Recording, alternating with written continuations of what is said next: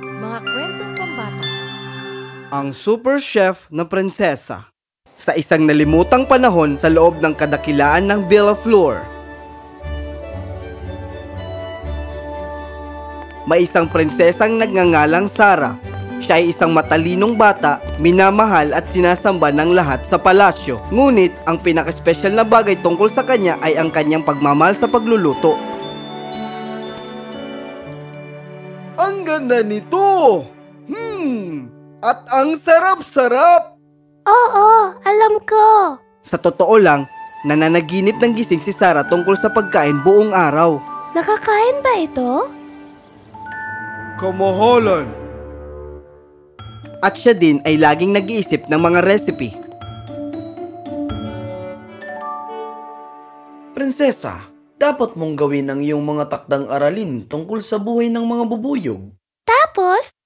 Ito ay recipe para sa ginger lemon cake. Hehe, oops!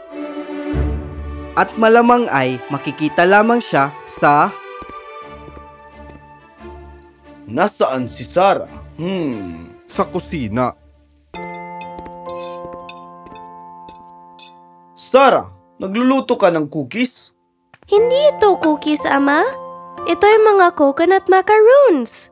Ang lutong ng ginayat na niyog na hinaluan ng matamis na gatas at may konting esensyang bango ng vanilya. Sarap! Alas 12 ng madaling araw na, Sarah. Para kanino ang mga ito? Santa?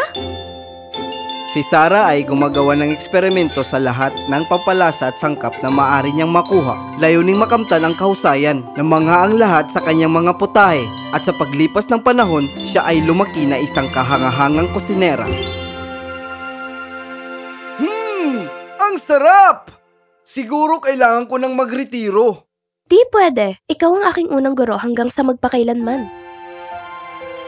Ngunit isang gabi, bumisita siya sa kanyang paboritong tindahan ng sopas. Madam Potts! Kamahalan? Magsasara na po ba kayo?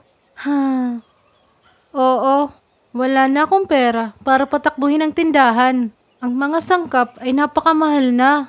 Oh! Pero siguro pwede pa akong gumawa ng isa pang mangkok ng sopas para sa paborito kong customer. Habang naghahanda si Madam Potts ng sopas, nabighani si Sarah habang siya'y nanonood.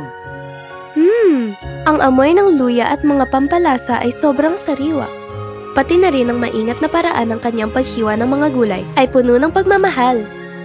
Eto na! Nararamdaman ko ang init ng sabaw sa aking katawan.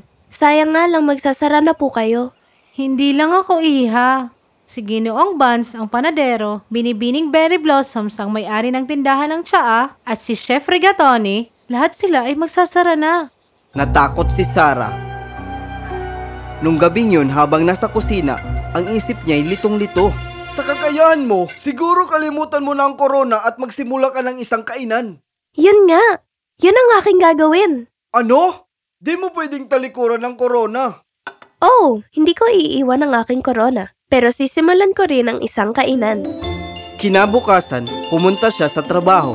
Nag-ikot siya at kinuha ang mga may-ari ng mga tindahan na magsasara na. Makakapagtrabaho kayo ng walang inaalala. Pagtuunan niyo na lang ang pagluluto at ako nang bahala sa iba.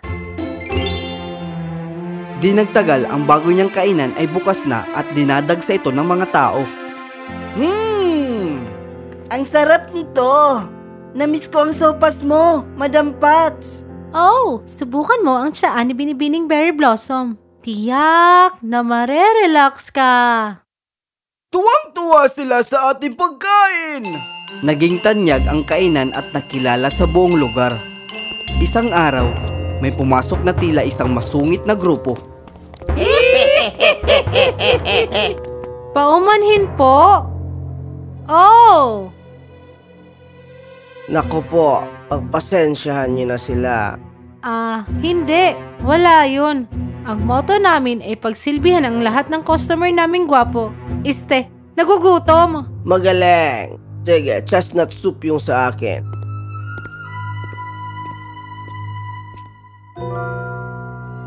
Ilang saglit lang ay inihanda na ang kanilang pagkain at masaya silang kumakain. Ang pagkanatin nito, ang mga lasa ng iba't ibang sangkap, napakagaling na pagkakagawa. Ang galing talagang gumawa ng sopas ni Madam Pats. Pero ang prinsesa mismo ang gumawa niyan. Ang chef ay isang prinsesa? Aba syempre!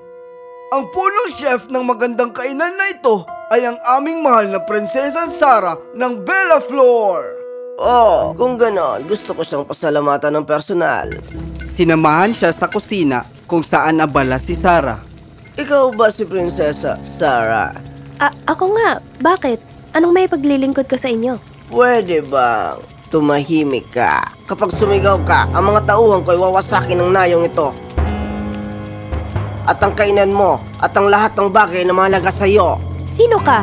Narinig mo na ba ang mga bandido ng Fardo? Sila ang pinakamapanganib na grupo ng mga bandido. At ako, ang kanilang pinuno, si Cobb. Cobb? Parang mais na nasa cob? Yan ba ang tunay mong pangalan? Tahimik! Siya ay humingi ng malaking halaga bilang kapalit ng kaligtasan ng kaharian at ng prinsesa nito. Grr! Naintindihan ko yan.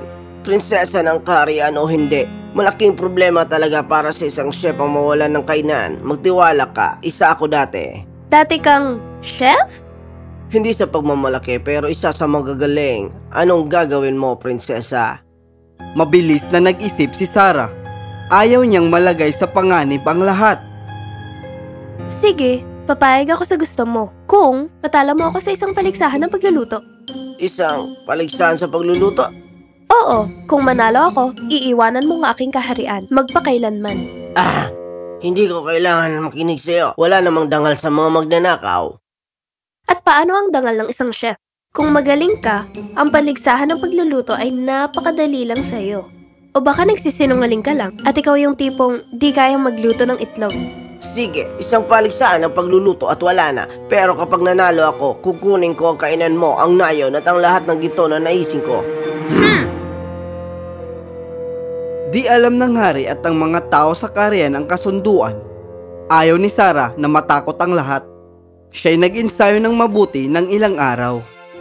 Bakit di ko magawa ng tama? Kailangan kong manalo. Siguro kailangan ko ng pahinga. Siya'y lumabas para maglakad sa gabing iyon at natagpuan niya si Cobb na nagpapahinga sa tabing ilog. Oy, prinsesa, tatanggapin mo na bang yung pagkatalo? Di, no? Mga sangkap mo ba yan? Oo, pero para lang sa aking magandang mga mata. Ang mga kamay mo ang kailangan gagawa ng pagluluto. Magluluto sila at mananalo. Pakiusap, kapag natalo ka, gagawan kita ng chestnut soup pag alis mo. Sabi ni Madam Pats, gustong-gusto mo yon. Ang lasa ng iyong sopas ay kapareho ng luto ng aking mahal na ina. Mahal niya ang pagluluto at yun ang dahilan kaya isa akong tagaluto. Ako ay isang chef na kilala sa buong lupain. Pero isang araw, isang mapanirang kritiko ang nagpasya na sirain ang aking pangalan at reputasyon. Oh, talaga? Hindi ko ang totoo kong pangalan.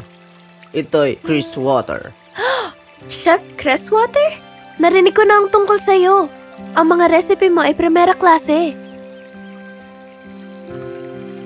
Wala nang gusto makipagtrabaho sa akin pagkatapos noon. Oh, Cobb.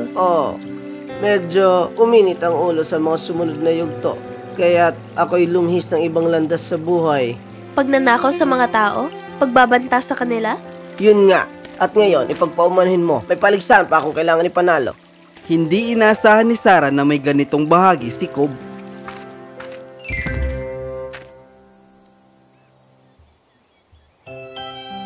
Kakaiba nga ang mga tao.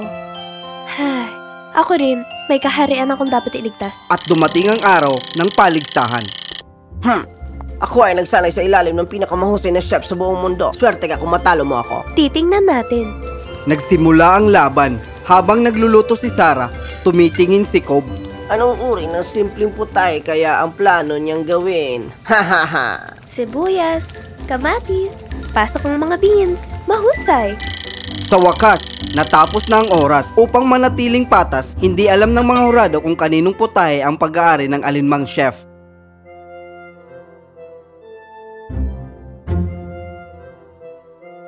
Ang unang putahe ay binubuo ng maanghang na fettuccine noodles na nilagas sa tamis ng gata ng nyog.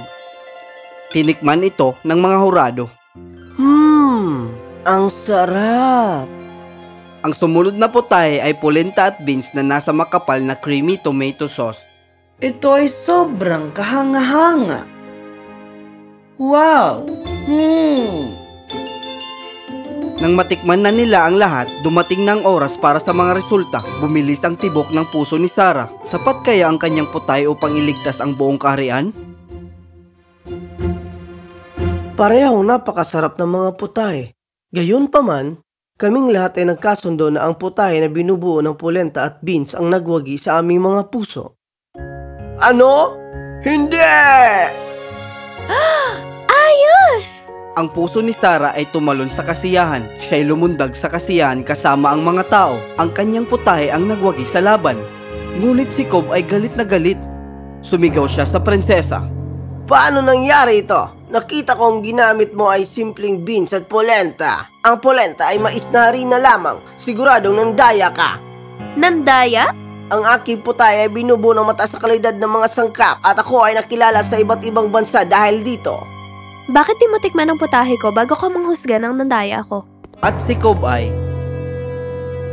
kinuha ang sandok at inilapit sa kanyang mga labi. Siya'y nagulat. Ang mga sangkap na minamaliit niya ngayon ay bumubuo na ng isang halo-halong lasa sa kanyang bibig.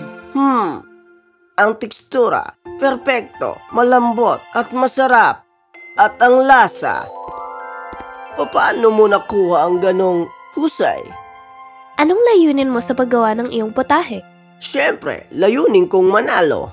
Gayon din ako nung nag-iensayo ako ng aking putahe. Pero hindi ako naging masaya sa resulta.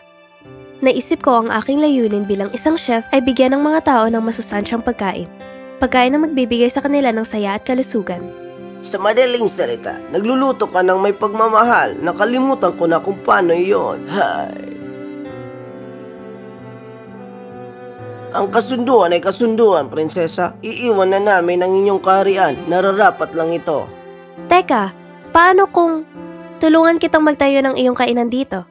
Gagawin mo yon? Pwede kang maging chef ulit. Si Cobb ay labis na naantig. Napaluha ang kanyang mga mata at pumayag sa magandang alok. At ayun, nailigtas ang kaharian mula sa mga nakakatakot na mga bandido ng Fire Dough. Si Cobb, ibig sabihin si Chef Chris Water, ay mabilis na nagbukas ng isang bagong kainan sa ibang bahagi ng kaharian. Eto na! Dapat maramdaman ng customer ang pagtanggap. Ulitin natin ng may ngiti. Eto na po! Sige, mas mainam. Sila'y nagtutulungan paminsan-minsan. Kailangan ba ng tulong ang mga magaganda mong mata? Haha, medyo abala pa sila. Tumitingin ng ano? Sa'yo. Kaya't kumalat ang pangalan ni Sarah ng malayo at malawak at ang reputasyon ni Chef Chris Water ay muling nag-umpisang lumago. Ipinapakita lamang nito na sa determinasyon, tapang at kaunting mahika sa pagluluto, ang lahat ay posible.